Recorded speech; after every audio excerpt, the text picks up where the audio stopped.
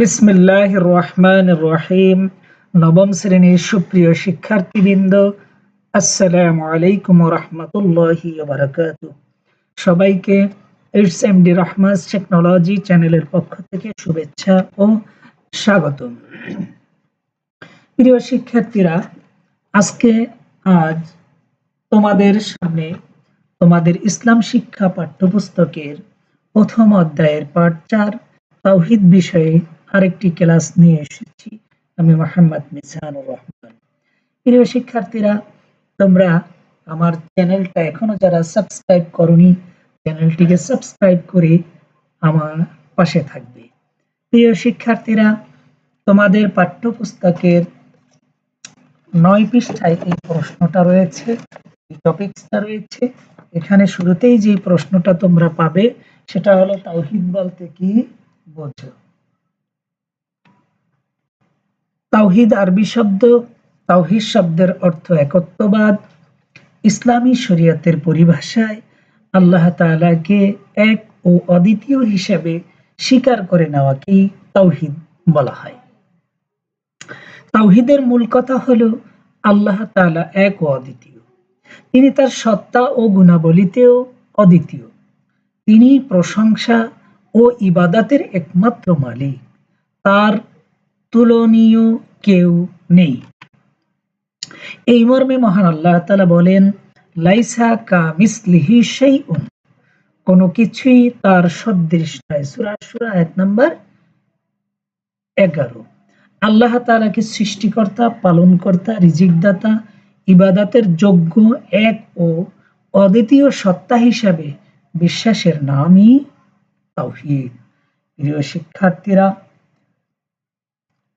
এতটুকু লিখলেই তোমাদের জন্য যথেষ্ট হয়ে যাবে। এরপরে যে প্রশ্নটা আসবে সেটা হলো তাওহীদের গুরুত্ব। এখান থেকে সাধারণত যে প্রশ্নটা হয় সেটা হলো, তাওহীদের প্রতি বিশ্বাস স্থাপন করা আবশ্যক কেন? এই প্রশ্নের উত্তরটা তোমরা যেভাবে উপস্থাপন করবে, শুরুতেই জ্ঞান থাকবে, তারপরে অনুধাবন থাকবে, তারপরে প্রয়োগ থাকবে। উপরে যে এই অংশটা, এখানে কিন্তু জ্ঞান, নিচের অংশটায় অনুধাবন, তারপরের অংশটায় প্রয়োগ। আল্লাহ তাআলাকে এক ও অদ্বিতীয় হিসেবে স্বীকার করে নেওয়াকেই তাওহীদ বলা হয়। ঈমানের সর্বপ্রথম ও সর্বপ্রধান বিষয় হলো তাওহীদ। অর্থাৎ মুমিন বা মুসলিম হতে হলে একজন মানুষকে সর্বপ্রথম আল্লাহ তাআলার একত্ববাদে বিশ্বাস করতে হবে। তাওহীদে বিশ্বাস ব্যতীত কেউ, কোনো ব্যক্তি ঈমান বা ইসলামে প্রবেশ করতে পারে না। ইসলামের সকল শিক্ষা ও আদর্শই তাওহীদের উপর প্রতিষ্ঠিত। দুনিয়াতে যত নবী রাসূল এসেছে, সকলেই তাওহীদের দাওয়াত দিয়েছেন। সকলের দাওয়াতের মূল কথা ছিল লা ইলাহা ইল্লাল্লাহ, অর্থাৎ আল্লাহ ব্যতীত কোনো ইলাহ নেই। তাওহীদের শিক্ষা প্রতিষ্ঠার জন্য নবী রাসূলগণ আজীবন সংগ্রাম করেছেন। হযরত ইব্রাহিম আলাইহিস সালাতু ওয়াস সালাম অগ্নিকুণ্ডে নিক্ষিপ্ত হয়েছেন। আমাদের প্রিয় নবী মক্কা থেকে মদিনায় হিজরত করেছেন। বস্তুত তাওহীদ হলো ঈমানের মূল। তাই একজন মুমিনকে তাওহীদের প্রতি বিশ্বাস স্থাপন করা আবশ্যক। এতটুকুই যথেষ্ট। প্রিয় শিক্ষার্থীরা, এরপরে তোমাদের বইয়ে 9 পৃষ্ঠায় রয়েছে তাওহীদের প্রভাব। এখানে যেই প্রশ্নটা হয় সাধারণত সেটা হলো, মানব জীবনে তাওহীদে বিশ্বাসের প্রভাব মূল্যায়ন করো। এই প্রশ্নের উত্তরটা কয়েকটা পয়েন্ট আকারে তোমাদের সামনে আমি দাঁড় করিয়েছি। সেক্ষেত্রেও দেখো, জ্ঞান, অনুধাবন, প্রয়োগ আলাদা আলাদাভাবে আমি পয়েন্ট আকারে তুলে ধরেছি। দেখো, তাওহীদ হলো আল্লাহর একত্ববাদী বিশ্বাস। মানব জীবনে তাওহীদে বিশ্বাসের প্রভাব অত্যন্ত ব্যাপক। তাহলে এই অংশটাই কিন্তু জ্ঞান চলে আসছে। এবার অনুধাবনে যাও। তাওহীদে বিশ্বাস মানুষকে কৃতজ্ঞতা প্রকাশের সুযোগ করে দেয়। এটা একটা শিরোনাম। এই শিরোনামের আলোকে এতটুকু ব্যাখ্যা। তুমি শিরোনামটুকু যদি মনে রাখতে পারো, ব্যাখ্যা তুমি কোনো না কোনো ভাবে বানিয়ে লিখতে পারবে। কেননা আল্লাহ তাআলাই আমাদের একমাত্র সৃষ্টিকর্তা ও পালনকর্তা। তাওহীদ বিশ্বাসের মাধ্যমে মানুষ এই সত্যকে স্বীকার করে নেয়। মানুষ এর দ্বারা আল্লাহ তাআলার কৃতজ্ঞতা আদায় করে। 2, তাওহীদে বিশ্বাস মানুষকে আত্মসচেতন ও আত্মমর্যাদাবান করে। মানুষ আল্লাহ তাআলা ব্যতীত অন্য কারো নিকট মাথা নত করে না। ফলে জগতের সকল সৃষ্টির উপর মানুষের মর্যাদা প্রতিষ্ঠিত হয়। মানুষ আশরাফুল মাখলুকাত বা সৃষ্টির সেরা জীব হিসেবে মর্যাদা লাভ করে। ৩ নম্বরে যে শিরোনামটা রয়েছে সেটা হলো সচ্চরিত্রবান হওয়ার ক্ষেত্রেও মানব জীবনে তাওহীদে বিশ্বাসের প্রভাব অপরিসীম। কিভাবে? মানুষ আল্লাহর গুণাবলী ও পরিচয় লাভ করে এবং সেসব গুণে গুণান্বিত হওয়ার অনুশীলন করে। মানব সমাজে ঐক্য ভ্রাতৃত্ব প্রতিষ্ঠায়ও তাওহীদ গুরুত্বপূর্ণ ভূমিকা পালন করে। কেননা তাওহীদে বিশ্বাস মানব সমাজে এই ধারণা প্রতিষ্ঠা করে যে সকল মানুষই আল্লাহর বান্দা ও সমান মর্যাদার অধিকারী।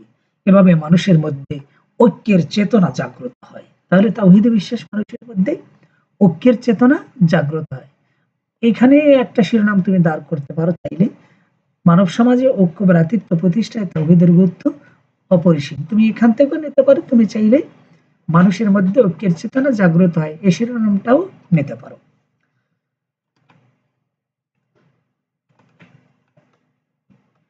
৪ নম্বরে তাওহীদে বিশ্বাস মানুষকে ইবাদত ও সৎকর্মে উৎসাহিত করে। এটা একটা শিরোনাম। কিভাবে? আল্লাহ তাআলার সন্তুষ্টি লাভের জন্য মানুষ সৎকর্মে ব্রতী হয়, অসৎ ও অশ্লীল কাজ থেকে বিরত থাকে। ফলে মানব সমাজে শান্তি ও শৃঙ্খলা প্রতিষ্ঠিত হয়।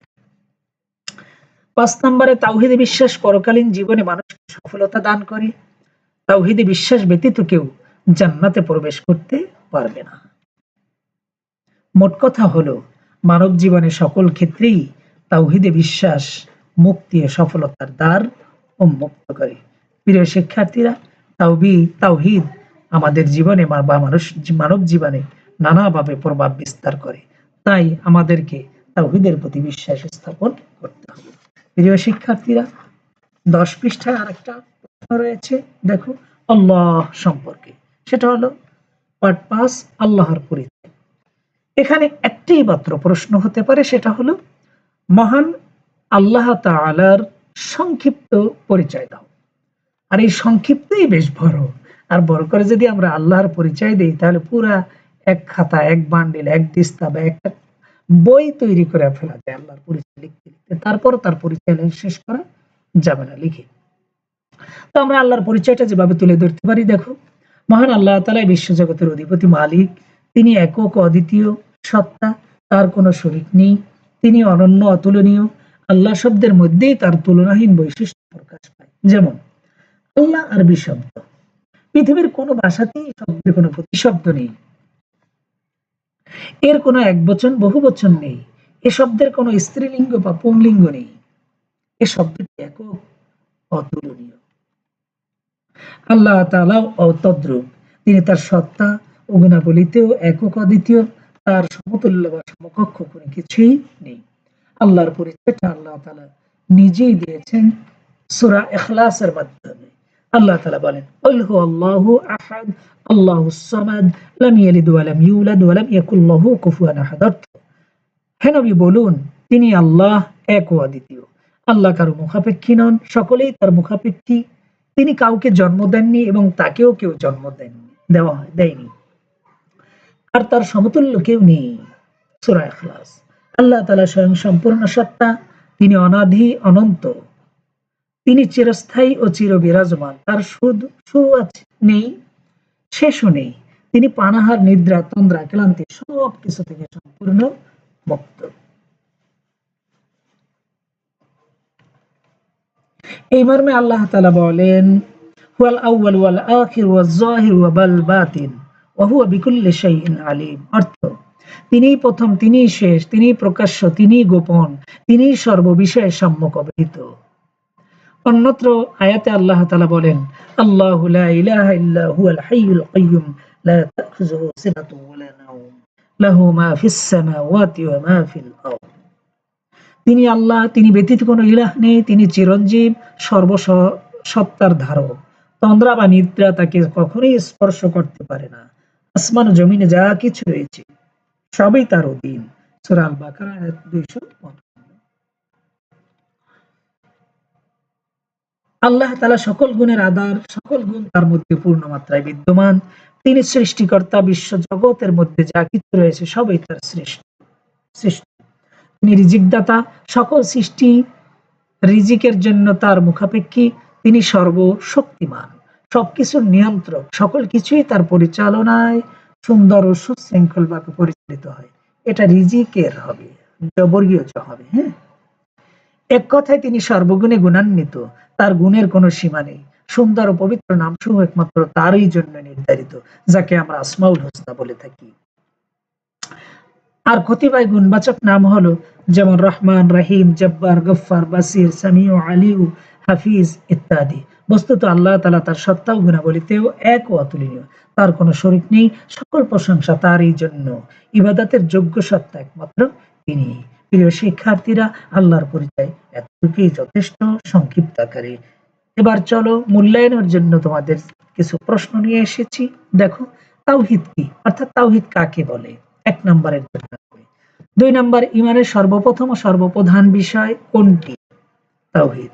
৩ নম্বরে, ইসলামের সকল শিক্ষা ও আদর্শই কিসের উপর প্রতিষ্ঠিত? তাওহীদের উপরে।